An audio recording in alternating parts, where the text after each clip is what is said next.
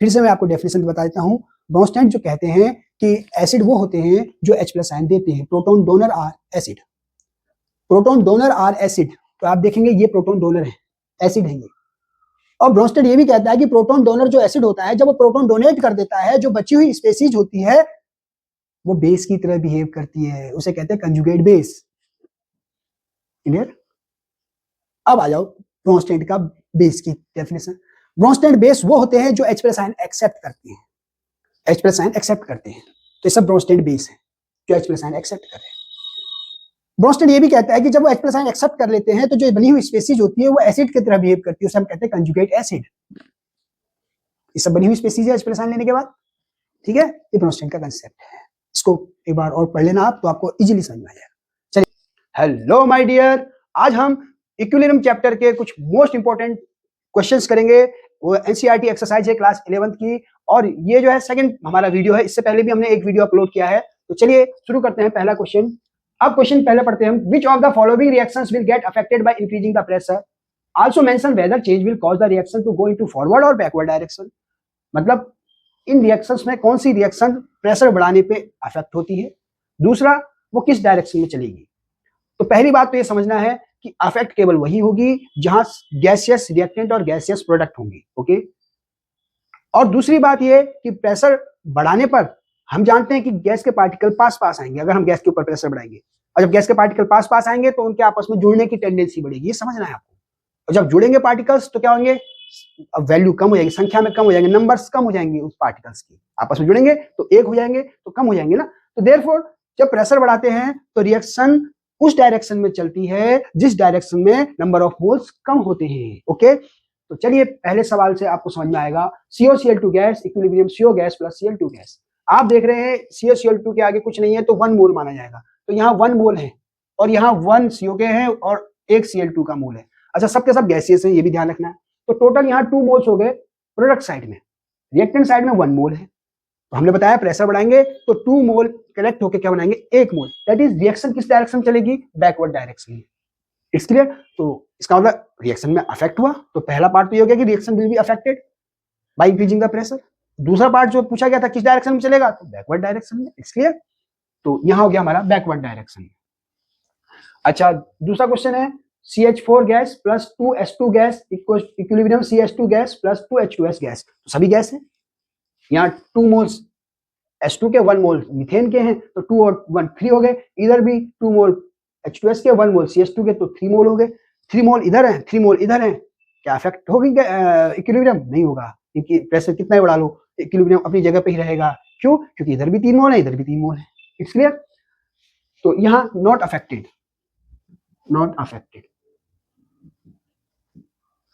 अच्छा, अगला वाला है CO2 gas plus C solid equilibrium 2 CO gas. तो मैंने आपसे कहा था सॉलिड तो इसको डिटरमाइन करता ही नहीं, तो कार्बन जो है वो डिटरमाइन नहीं करेगा इक्विलिब्रियम कंडीशन को। हाँ, बाकी जो अदर पार्ट है वो करेंगे। यहाँ कितने मोल हैं, 2 मोल हैं। इसके आगे 2 है तो 2 मोल, इसके आगे कुछ नहीं तो 1 मोल मैंने बताया था। तो उधर 2 है, इधर 1 है, तो रिएक्शन किधर को शिफ्ट होगी, by increasing pressure, come moles की तरफ को, लेजर मोल्स की तरफ को, तो बैकवर्ड डायरेक्शन में। Bye increasing the pressure reaction will shift into backward direction, because reactant side में कम मोल है इसलिए। हाँ, अच्छा, चौथा क्वेश्चन है, fourth question, 2H2 gas plus CO gas equilibrium CH3OH gas.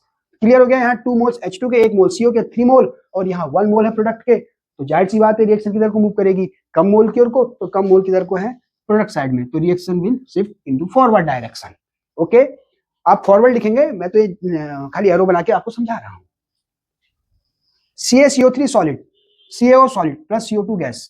तो सीधी सी बात है, सॉलिड तो कंसीडर ही नहीं करेगा, ये भी नहीं कंसीडर करेगा, सिर्फ CO2 गैस। तो इधर 1 मोल है प्रोडक्ट साइड में, इधर 0 मोल है, तो किधर को मूव करेगी, 0 की तरफ को, तो बैकवर्ड डायरेक्शन लिखेंगे आप बैकवर्ड। तो मैं आपको एरो से खाली जल्दी समझा रहा हूँ।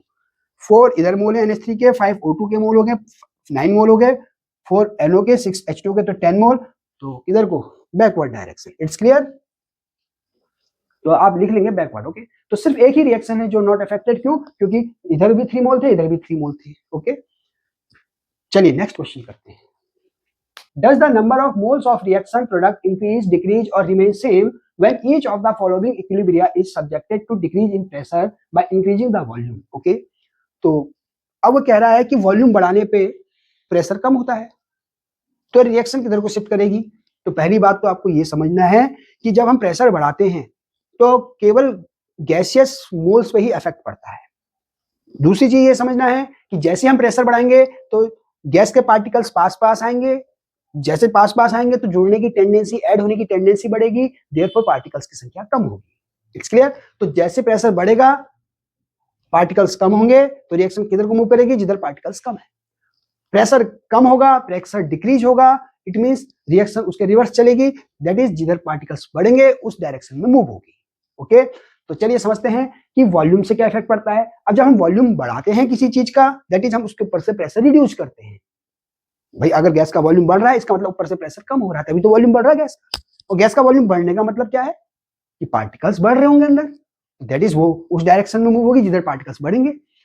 तो जब decrease in pressure by increasing volume, that is जिधर पार्टिकल्स बढ़ेंगे उस डायरेक्शन में मूव होगी। Now here 1 mole of PCl5 gas, यहाँ PCl3 का 1 मोल एंड Cl2 का 1 मोल, टोटल 2 मोल्स हो गए प्रोडक्ट में, यहाँ 1 मोल है रिएक्टेंट में। तो जब वॉल्यूम कम हो रहा है, वॉल्यूम बढ़ रहा है, इसका मतलब प्रेशर कम हो रहा है, प्रेशर कम हो रहा है, दैट इज यहाँ पार्टिकल्स बढ़ रहे हैं उस डायरेक्शन में, तो फॉरवर्ड डायरेक्शन में मूव करेंगे। तो आप लिख लेना मूव इन फॉरवर्ड डायरेक्शन, मैं खाली एरो बना रहा हूँ। ओके, इधर आइए सेकंड में CaO सॉलिड, मैंने कहा था सॉलिड पे कोई इफेक्ट नहीं पड़ता। CO2 गैस यहाँ 1 है, CaCO3 सॉलिड यहाँ भी नहीं इफेक्ट पड़ता।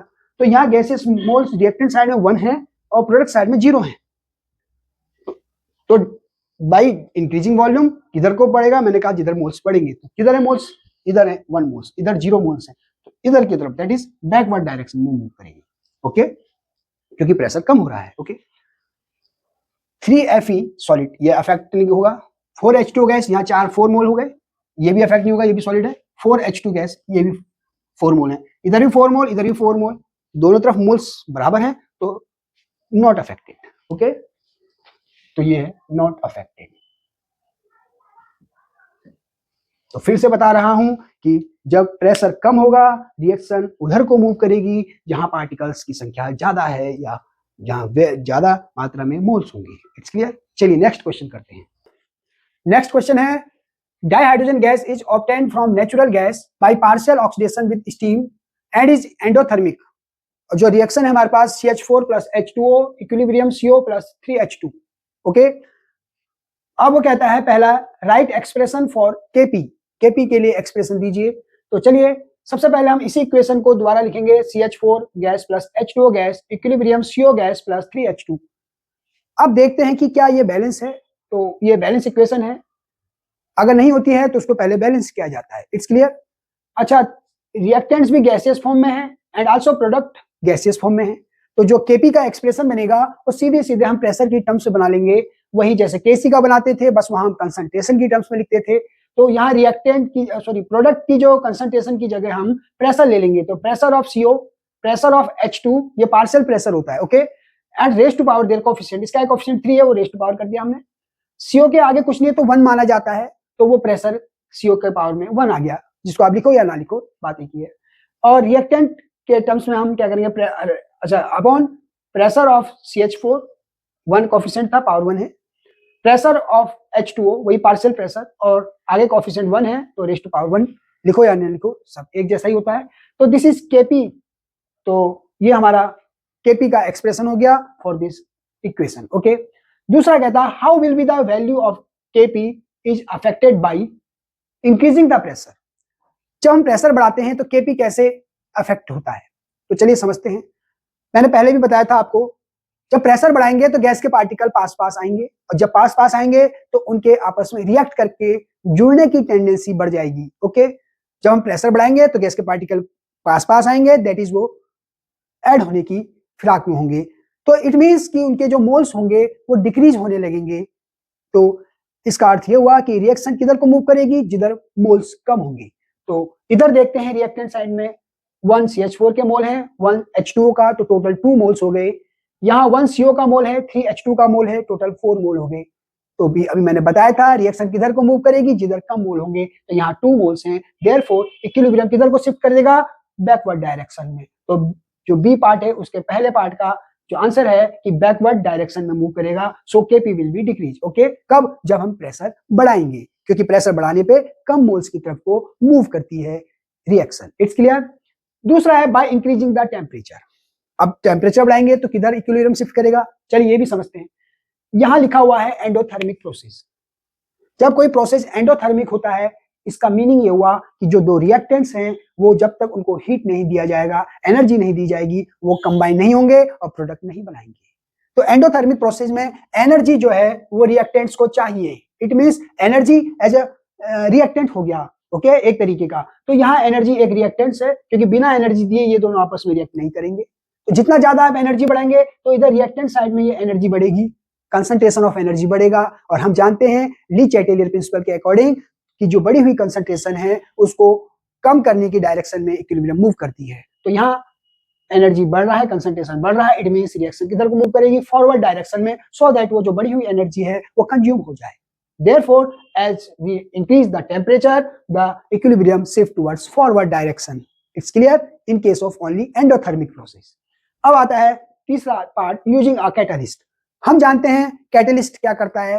कैटलिस्ट खुद टेक पार्ट नहीं करता रिएक्शन में, लेकिन रिएक्शन की स्पीड को बढ़ा देता है। तो अगर फॉरवर्ड ये दोनों जो रिएक्टेंट्स है इनकी स्पीड बढ़ जाएगी तो ये फटाक से क्या बनाएंगे, प्रोडक्ट बनाएंगे। और जब प्रोडक्ट तेजी से बनेगा तो प्रोडक्ट की कंसंट्रेशन भी बढ़ेगी, और जब प्रोडक्ट की कंसंट्रेशन बढ़ेगी तो ये प्रोडक्ट भी तो आपस में कंबाइन करके क्या बनाएंगे, रिएक्टेंट्स। ओके, तो देयरफॉर अगर फॉरवर्ड रेट बढ़ेगी तो आल्सो सिमिलरली उसी टाइम पे बैकवर्ड रेट भी बढ़ेगी। देयरफॉर कैटलिस्ट स्पीड अप कर देता है रिएक्शन की फॉर्मेशन, मतलब सॉरी रिएक्शन को, दैट सो दैट इक्विलिब्रियम जल्दी से फॉर्म हो जाए। लेकिन इक्विलिब्रियम को चेंज नहीं कर पाता, इक्विलिब्रियम किस डायरेक्शन मूव करेगा। ओके, तो देयरफॉर हम कह सकते हैं कैटलिस्ट का कोई इफेक्ट नहीं पड़ता, बस ये होता है कि इक्विलिब्रियम जल्दी से बन जाता है। ओके, चलिए नेक्स्ट क्वेश्चन करते हैं। नेक्स्ट क्वेश्चन है, at 473 kelvin equilibrium constant Kc for decomposition of PCl5 is 8.3 × 10⁻³ तो फॉस्फोरस पेंटाक्लोराइड का जो Kc की वैल्यू है वह 8.3 × 10⁻³ कब, जब PCl5 का डिकम्पोजिशन हुआ। किस तरीके से, एज ये PCl5 gas equilibrium PCl3 gas plus Cl2 gas. Okay, तो Kc दे रखा है इसके लिए। ओके, अब कहता है right an expression for Kc। तो हम जानते हैं Kc के लिए एक्सप्रेशन क्या होता है, जनरली प्रोडक्ट की कंसंट्रेशन का मल्टीप्लीकेशन। तो देखो PCl3 इंटू Cl2 दोनों की हमने मोलर कंसंट्रेशन का product, raise to power their coefficient 1 इसके आगे 1 इसके आगे तो पावर 1 और 1 आ गई। ओके, मल्टीप्लाई कर दिया, डिवाइडेड बाय रिएक्टेंट की जो कंसंट्रेशन है PCl5। ओके, अच्छा Kc इसके लिए हमें दे रखा कितना, 8.3 × 10⁻³ तो आप अगर इसको लिखना चाहें तो इसे इक्वल टू 8.3 × 10⁻³ ये हमारा हो गया Kc, और एक्सप्रेशन भी बन गया हमारा, पहला पार्ट का आंसर हो गया। दूसरा, what is the value of Kc for the reverse reaction. तो इक्विलिब्रियम कांस्टेंट हमें रिवर्स रिएक्शन का पता करना है, तो हम चलिए इसको रिवर्स कर देते हैं। तो रिवर्स करेंगे तो PCl3 और Cl2 जो पहले प्रोडक्ट थे अब रिएक्टेंट हो जाएंगे, और जो PCl5 रिएक्टेंट था वो प्रोडक्ट हो जाएगा। रिवर्स कर दिया। अब हम क्या करते हैं, इसका एक्सप्रेशन बनाते हैं, मान लेते हैं K-C इक्विलिब्रियम कांस्टेंट को। तो K-C इक्वल टू क्या हो जाएगा, PCl5 की मोलर कंसंट्रेशन, क्योंकि प्रोडक्ट ये हो चुका है, अपॉन रिएक्टेंट की मोलर कंसंट्रेशन PCl3 और Cl2 उनका मल्टीप्लीकेशन कर देंगे। ओके, अब इसको हमने इक्वेशन 2 कह दिया। ठीक, ये हमारा पहला इक्वेशन, ये सेकंड इक्वेशन। अब हम क्या करेंगे, दोनों का मल्टीप्लाई कर देंगे, Kc और K-C का। तो Kc इंटू K-C, अब एक्सप्रेशन रख दिए PCl3 Cl2 PCl5, किसकी वैल्यू, Kc की, और K-C की वैल्यू आपने रख दी PCl5 PCl3 और Cl2 वो रख दिया आपने। तो PCl5 divided by PCl3 concentration और Cl2 की कंसंट्रेशन। It's clear. अब क्या होगा, PCl3 की कंसंट्रेशन से PCl3 कंसंट्रेशन, Cl2 की मोलर कंसंट्रेशन Cl2 की मोलर कंसंट्रेशन, PCl5 की मोलर कंसंट्रेशन PCl5 की मोलर कंसंट्रेशन कट जाएगी, क्या आएगा वैल्यू 1। अच्छा, आपको Kc की वैल्यू दे रखी थी 8.3 × 10⁻³, तो चलिए इसको अभी मत रखिए, अभी तो आप Kc ही रख दीजिए, और K-C। तो K-C की वैल्यू हमें चाहिए, तो K-C बराबर क्या है, 1/Kc। तो ये आपको याद रखना है कि रिवर्स रिएक्शन के लिए इक्विलिब्रियम कांस्टेंट की वैल्यू भी रिवर्स हो जाती है, 1 अपॉन हो जाएगी। It's clear. बस अब आप Kc की वैल्यू रख दीजिएगा 1/8.3 × 10⁻³ इसको सॉल्व कर लीजिएगा, वो आपका रिवर्स रिएक्शन का इक्विलिब्रियम कांस्टेंट या Kc आ जाएगा, जिसे हमने K-C से रिप्रेजेंट किया। It's clear. चलिए अगला क्वेश्चन करते हैं, C part, what would be the effect on Kc। अब इस Kc पर इफेक्ट पूछा गया, किसका, पहला, मोर PCl5 इज एडेड। तो PCl5 है क्या चीज, तो एक्सप्रेशन में देखेंगे तो PCl5 रिएक्टेंट था। तो हम जानते हैं जब रिएक्टेंट की कंसंट्रेशन बढ़ाते हैं तो इक्विलिब्रियम ली चैटेलियर के अनुसार उधर शिफ्ट करता है, उस डायरेक्शन में शिफ्ट करता है जिधर बढ़ी हुई कंसंट्रेशन कम हो जाए। तो PCl5 की कंसंट्रेशन बढ़ेगी तो कम कम कैसे होगी, जब वो किसमें टूटने लगेगा, PCl3 और Cl2 में, तो कंज्यूम होने लगेगी ना PCl5 की कंसंट्रेशन। तो इट मींस जैसे जैसे रिएक्टेंट की कंसंट्रेशन बढ़ाएंगे इक्विलिब्रियम फॉरवर्ड डायरेक्शन में मूव करेगी ताकि वो बढ़ी हुई कंसंट्रेशन रिड्यूस होने लगे अकॉर्डिंग टू ली-चैटेलर प्रिंसिपल। तो दैट इज पहले का आंसर क्या आया कि reaction shift towards forward direction. Okay, अब लिख लेना इसको, मैं शॉर्ट में लिख रहा हूं कि फॉरवर्ड डायरेक्शन में रिएक्शन मूव कर जाएगी या equilibrium shift towards forward direction. दूसरा है what is the value, sorry या सी का ना, सी का दूसरा प्रेशर इज इंक्रीज। जब प्रेशर बढ़ाएंगे तो क्या होगा, तो ध्यान रखना प्रेशर का जो रोल होता है वो सिर्फ गैसियस रिएक्टेंट और गैसियस प्रोडक्ट के केस में ही आएगा। तो आप यहाँ देख लेंगे पहले कि ये गैस है PCl5, PCl3 भी गैस है, Cl2 भी गैस है, ठीक हो गया। अब मैंने इससे पहले वाले क्वेश्चन में बताया था कि जब हम प्रेशर बढ़ाते हैं तो इक्विलिब्रियम उस डायरेक्शन में शिफ्ट करता है जिधर मोल्स कम होते हैं। तो इधर प्रोडक्ट की साइड में 2 मोल है, 1 PCl3 का 1 Cl2 का, और रिएक्टेंट की तरफ को एक ही मोल है PCl5 का, इसलिए किधर को मूव करेगा, बैकवर्ड डायरेक्शन, क्योंकि उधर मोल्स कम है। तो इंक्रीजिंग करने पर प्रेशर को तो बैकवर्ड डायरेक्शन में मूव कर जाएगी इक्विलिब्रियम, या रिएक्शन बैकवर्ड डायरेक्शन में मूव कर जाएगी। ओके, तीसरा है द टेम्परेचर इंक्रीज्ड। अब टेम्परेचर बढ़ाने पे क्या होगा, तो पहली बात तो यहाँ कहीं एक्सप्रेशन क्वेश्चन में लिखा नहीं है, चेक करता हूँ। हाँ सॉरी, दिया हुआ था साथ में, del H R equal to 124 kilo joule per mole. Miss हो गया था एक एक्सप्रेशन की इंथैल्पी का। तो ये क्या चीज है पहले समझना है। कॉमा लगा के एनर्जी दे रखी होती है, और एनर्जी अगर पॉजिटिव होती है इट्स मीन ये एंडोथर्मिक प्रोसेस है, अगर साइन नेगेटिव होता तो एक्सोथर्मिक। तो इस एनर्जी का साइन पॉजिटिव है, दैट इज एंडोथर्मिक है। एंडोथर्मिक इट मींस कि रिएक्टेंट्स को एनर्जी चाहिए तभी वो प्रोडक्ट बनाएगा। तो जितना ज्यादा एनर्जी रिएक्टेंट को मिलेगी उतना ज्यादा रिएक्शन मूव करेगी फॉरवर्ड डायरेक्शन में। It means as temperature increased reaction shift towards forward direction. और ये हमेशा कब होता है, जब प्रोसेस एंडोथर्मिक होती है, और एक्सोथर्मिक में इसका रिवर्स होता है। ओके, तो इसको नोट कर लेंगे एक बार। इसके बाद नेक्स्ट क्वेश्चन कराएंगे।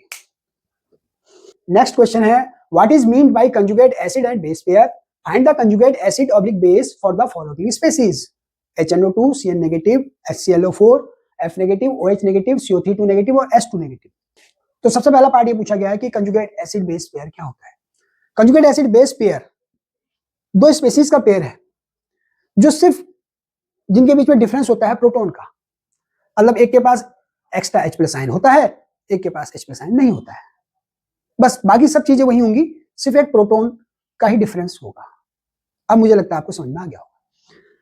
चलिए फिर भी अंग्रेजी में पढ़ लेते हैं। It refers to the pair of compound that differ by a proton. वही 2 कंपाउंड्स, बाकी सब चीज सेम है, किसमें डिफरेंस है, प्रोटॉन की संख्या पे, एक में एक प्रोटॉन कम होगा, एक में एक प्रोटॉन ज्यादा होगा। The pair of compound which can mutually accept and donate a hydrogen ion, मतलब H+ आयन जिसे आप प्रोटॉन कहते हैं, is called conjugate acid base pair. मतलब वो pair of compound which can mutually accept and donate a proton is called conjugate acid base pair. A proton is added to obtain the conjugate acid. अगर proton आ जाए, तो जब proton आ जाता है तो वो एसिड की तरह बिहेव करता है। हम जानते हैं एसिड कौन होते हैं, जनरली आर्हेनियस की जो थ्योरी थी वो कहता है कि एसिड वो होता है जो H+ आयन दे सकता है। तो H+ आयन देगा तभी ना जब उसके पास H+ आयन होगा, समझ में आया। तो आफ्टर एक्सेप्टिंग H+ आयन, अब उसके पास H+ आयन आ गया है, तो दैट इज वो अब एसिड की तरह बिहेव करेगा, अभी तक नहीं कर रहा था। तो a proton is added to obtain the conjugate acid. तो प्रोटॉन जब ऐड हो गया तो अब वो किसकी तरह बिहेव करेगा, कंजुगेट एसिड की तरह। A proton is remove to get the conjugate base. जैसे प्रोटॉन चला जाएगा तो H+ आयन चला जाएगा तो किसकी तरह बिहेव करेगा, वो जो बनी हुई स्पेसीज है वो बेस की तरह बिहेव करेगी, कंजुगेट बेस। कंजुगेट बेस कौन होता है, जिसके पास प्रोटॉन की कमी होती है, वो प्रोटॉन को एक्सेप्ट करेगा। तो जब H+ आयन चला गया तभी तो अब कमी हुई उसके पास, तो अब वो कंजुगेट बेस हो गया, अब वो H+ आयन को वापस मांगेगा। समझ में आ गया। तो चलिए इसको समझाते हैं। अब चला HNO2 पहला एग्जांपल लेते हैं। HNO2 हमारे पास स्पेसीज थी, सॉरी वो कंजुगेट बेस, HNO2 इधर लिखते हैं। जनरली आप एक साथ भी लिख सकते हैं, species conjugate acid oblique base लिख के भी, conjugate acid oblique conjugate base, ठीक। लेकिन मैंने इसको डिफरेंस किया ताकि आपको जल्दी समझना है। HNO2 है हमारे पास, इधर भी लिख सकता था मैं, उधर भी लिख सकता था। अब मैंने उधर ही क्यों लिखा, क्योंकि कंजुगेट मैं सॉरी स्पेसीज HNO2 है, HNO2 के पास आप क्या देख रहे हैं, H+ आयन देख रहे हैं ना, है ना उसके पास, HNO2 के पास एक H है, तो जब वो H है तो एसिड है ना वो, और H+ आयन दे देगा तो एसिड की टेंडेंसी H+ आयन देना, तो जब H+ आयन दे देगा तो क्या बनेगा, इसके पास बचेगा क्या, इसका NO2। अब प्लस चला गया, H+ चला गया तो एक नेगेटिव आ गया, तो H+ आयन रिमूव हो रहा है,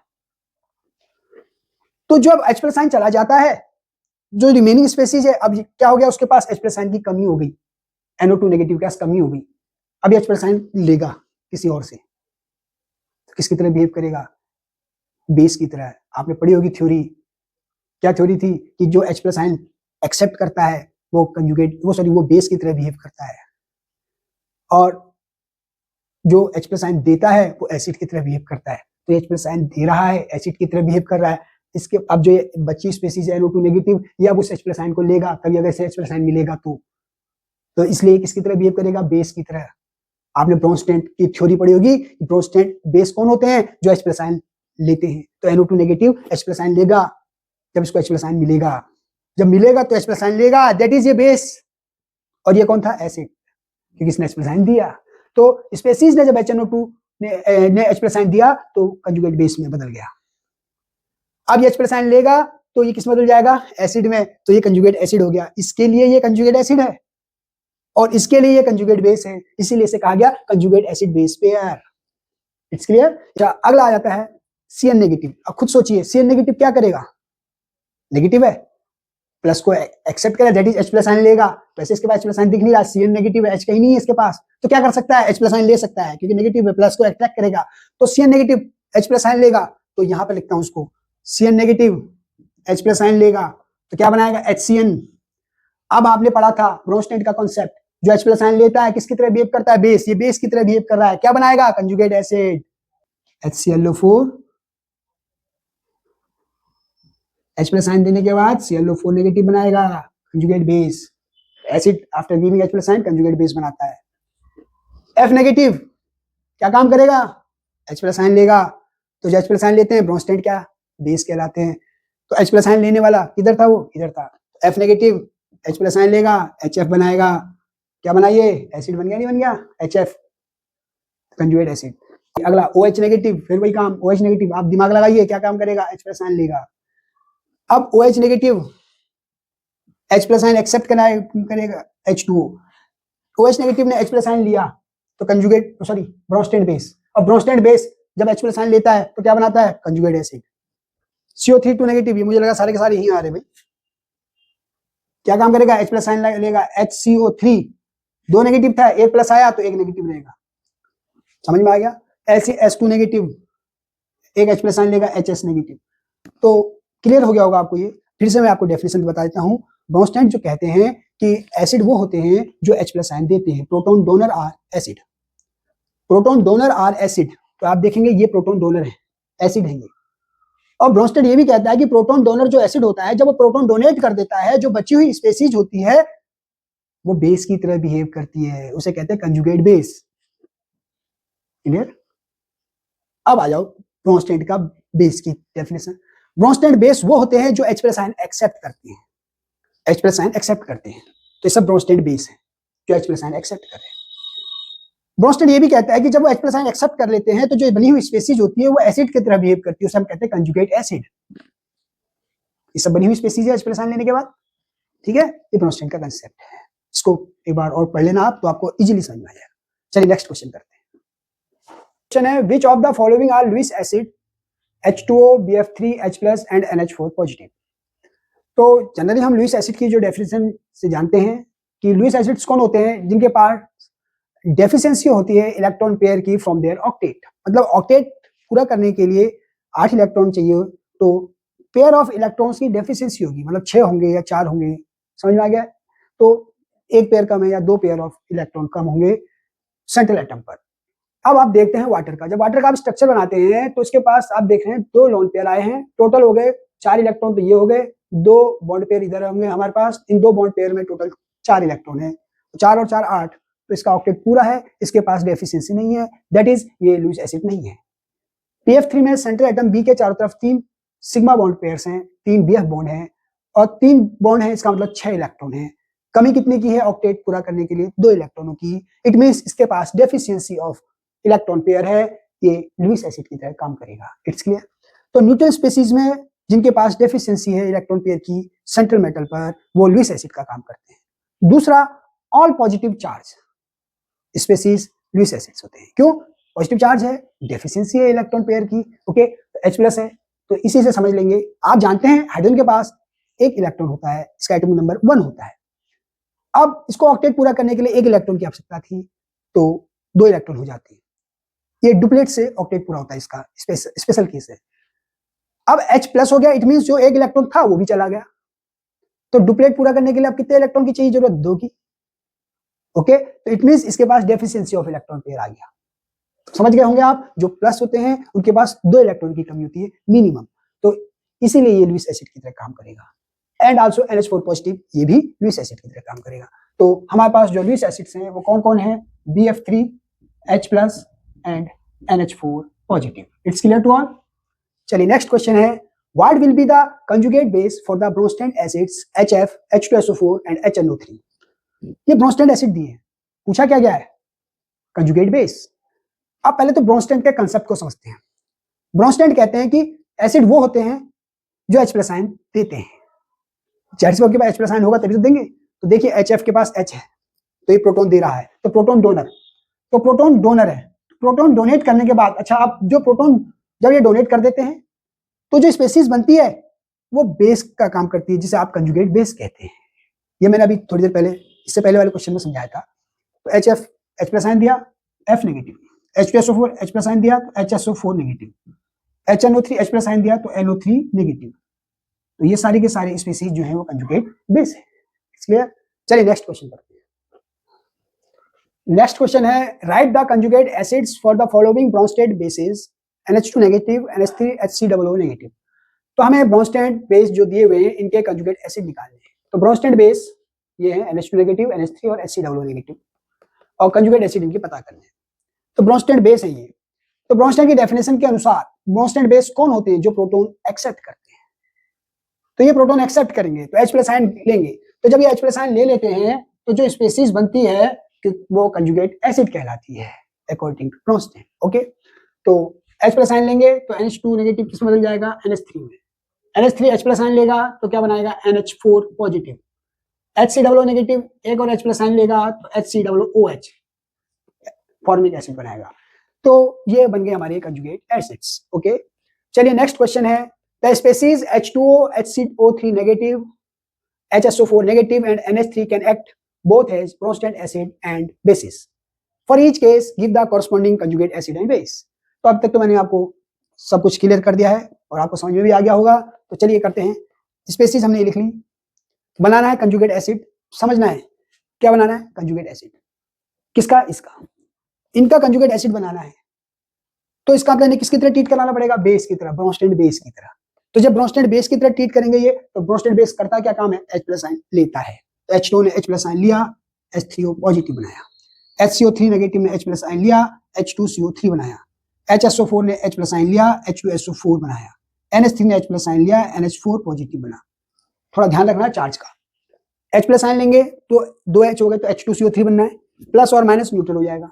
ऐसे यहाँ भी H2SO4 बनेगा, प्लस एक H प्लस का और माइनस न्यूट्रल। NH3 में H प्लस आयन एक्सेप्ट आ जाएगा तो एक पॉजिटिव चार्ज आएगा, क्योंकि NH3 क्या था? न्यूट्रल था। H प्लस आयन आए तो पॉजिटिव चार्ज। चलिए अब इसी स्पीसीज का कंजुगेट बेस भी बनाना है।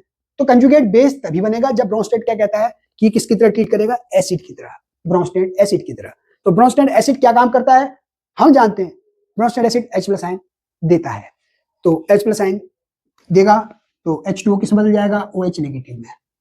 ये H प्लस आयन देगा तो एक तो CO3 बचेगा इसके पास, ठीक। अब प्लस चला गया तो एक माइनस बढ़ेगा, एक माइनस पहले से था तो कितने माइनस हो गए? 2 माइनस।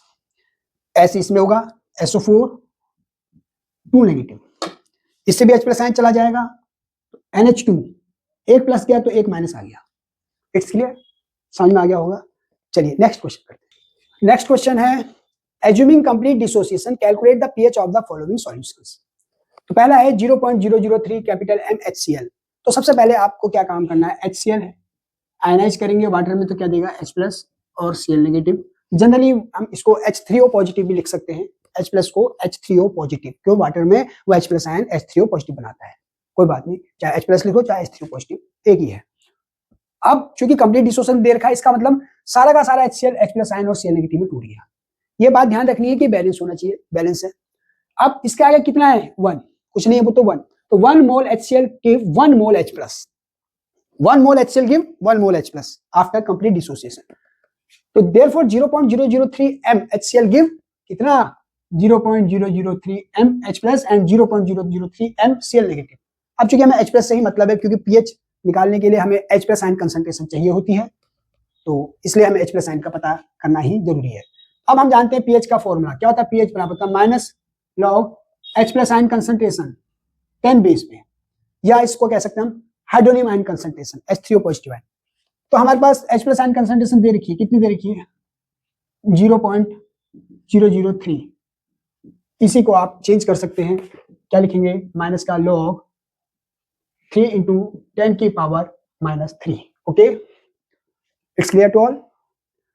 अच्छा, अब इसी को आप सॉल्व करेंगे तो माइनस को बाहर रख लेंगे, लॉग 3 प्लस लॉग 10 की power -3। It's clear. log a into B formula होता है log a plus log b। तो नाउ माइनस का log 3 माइनस, अच्छा इसको अभी आप ब्रैकेट में रखें तो और अच्छा है, -3 log 10। आपको पता होना चाहिए जो पावर होती है वो आगे आ जाती है लॉग में, तो -3 पावर थी वो तो माइनस का 3 आगे आ जाएगा, -3 log 10। अब आपको वैल्यू याद होनी चाहिए, नहीं तो आपको दे रखी होगी वैल्यू। ये 10 बेस पर है सब, हमने 10 यहाँ लिखा है, बाकी जगह हमने 10 नहीं लिखा। 10 बेस लिख भी सकते हैं और नहीं भी लिख सकते हैं, कोई जरूरत नहीं है लिखने की। तो log 3 की वैल्यू क्या होती है 0.4771। log 3 की वैल्यू 3, log 10 की वैल्यू 1 होती है।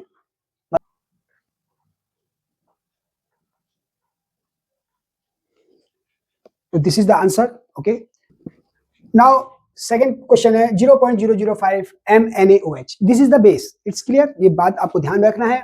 NaOH जब कंप्लीटली आयनाइज होगा पानी में तो क्या देगा Na plus plus OH negative. तो यहां हमें OH नेगेटिव आयन कंसंट्रेशन मिल रही है। अब हमें निकालना तो pH है, pH के लिए तो H प्लस आयन चाहिए। चलिए कोई बात नहीं, आप यहीं पे आइए। तो 1 मोल NaOH give 1 mole Na plus and 1 mole OH negative after complete dissociation. Therefore 0.005 m NaOH give 0.005 m OH negative ion concentration. तो कंप्लीट डिसोसिएशन पे इसकी कंसंट्रेशन हमारे पास कितनी आ गई, इतनी। ठीक, अब हमारे पास OH नेगेटिव कंसंट्रेशन दे रखी है तो हम जनरल POH निकालेंगे, minus log OH negative ion concentration. Okay, जैसे pH होता है माइनस के log H plus ion concentration, similarly POH होता है माइनस के log OH negative ion concentration. Base 10 ही होता है, ये ध्यान रखना, जिसको आप लिखो ना लिखो एक जैसा ही है। अब यहाँ पे आप वैल्यू रख देंगे, लॉग कितना है 5 इंटू 10 की पावर -3, बिल्कुल सिमिलरली जैसे अभी क्या। तो हमारे पास क्या आएगा, थोड़ा जगह कम है, यहाँ से लिख लेते हैं, POH equal to minus log 5 और वही माइनस के 3 log 10। अब आपको ऊपर समझा दिया था मैंने, ठीक। अच्छा, अब log 5 की वैल्यू दी होगी आपको, अच्छी बात है, नहीं दी है तो ये रट लेना आप, मैं बता रहा हूँ आपको, माइनस 0.6990 माइनस 3 log 10, log 10 की वैल्यू 1। ओके, अब इसको सब्ट्रैक्ट कर देंगे, सब्ट्रैक्ट करने के बाद आएगा माइनस 2.3010, दैट इज 2.3010। ओके, ये तो था हमारा POH, लेकिन हमें चाहिए pH। तो हमारे पास एक फॉर्मूला और होता है, pH plus POH equal to 14। ये आपको फॉर्मूला रखना होगा। अब आप इसमें रख देंगे तो pH प्लस POH की वैल्यू है 2.3010 इक्वल टू 14। तो देयरफॉर pH कितना हो जाएगा 14 माइनस 2.3010, सब्ट्रैक्ट करके जो आंसर आएगा 11.6990, या आप इसे कह सकते हैं 11.7। ओके, तो this is the pH for 0.005 MnAOH solution. तो इसमें थोड़ा आप फिर से रिपीट करा रहा हूं कि क्योंकि NaOH बेस है, यहाँ पे OH नेगेटिव आयन कंसंट्रेशन मिलेगी हमें, तो देयरफॉर डायरेक्टली pH तो नहीं निकाल पाएंगे, POH निकालेंगे, फॉर्मूला वही है minus log OH negative ion concentration, इससे आपने POH निकाल लेना है। फिर हमारे पास एक फॉर्मूला और आपको यूज करना पड़ेगा, pH plus POH equal to 14 होता है, इसमें आपने POH की वैल्यू रख दी, pH आपका आ गया। It's clear. नेक्स्ट क्वेश्चन है 0.002 MHBr। तो यहाँ पे H प्लस आयन कंसंट्रेशन हमारे पास कितनी है 0.002 M। तो डायरेक्टली मैं इसे लिख देता हूँ, pH equal to minus log 2 into 10 की पावर -3। ओके, इसको भी खोलते हैं, माइनस ऐसे ही log 2 और प्लस log 10 की पावर -3 इक्वल टू माइनस के log 2 की वैल्यू कितनी होती है, याद होगा आपको, नहीं है तो लिख दो 0.3010 प्लस ये अब पावर आगे आ गई तो माइनस log 10 की वैल्यू होती है 1। ओके, बस सब्ट्रैक्ट कर दीजिए आप, आंसर आ जाएगा। तो इसको जब सब्ट्रैक्ट करेंगे 9 में से 3 या 6 तो 2.6990 ये माइनस का आएगा, लेकिन ये माइनस है पहले से तो प्लस हो जाएगा, तो therefore the answer is 2.7। This is the pH. Okay, आप ऐसे इसमें आ जाएंगे, आप इसको भी आप ऐसे कर सकते हैं, तो आप सीधे सीधे पीओएच निकालेंगे। तो पीओएच कंसंट्रेशन OH नेगेटिव की कंसंट्रेशन कितनी है, वही माइनस के log 2 × 10 की पावर -3। ओके, तो बिल्कुल सेम इसी तरीके से करेंगे तो ये वैल्यू आएगी, लेकिन ये जो वैल्यू आएगी 2.7 ये आ गई पीओएच। अब आपको चाहिए पीएच, तो pH plus pOH equal to 14। अब आप इसमें पीओएच की वैल्यू रख के पीएच निकाल सकते हैं, तो 14 माइनस 2.7 इक्वल टू 3 और 13 में से 2 गया 11, तो 11.3 समथिंग ये आंसर आएगा। It's clear. चलिए नेक्स्ट क्वेश्चन करते हैं। नेक्स्ट क्वेश्चन है, predict if the solution of the following salt are neutral, acidic और basic. NaCl, KBr, NaCN, NH4NO3, NaNO2 और KF। ये हमें सॉल्ट दिए गए हैं, पूछा गया है कि इनका जो सॉल्यूशन है वो एसिडिक होगा, न्यूट्रल होगा या बेसिक होगा। तो इसके लिए हम क्या करते हैं, उनको पानी में डालते हैं, वाटर से रिएक्ट कराएंगे और जो बनी स्पीसीज है उसे चेक करेंगे। चलिए शुरू करते हैं।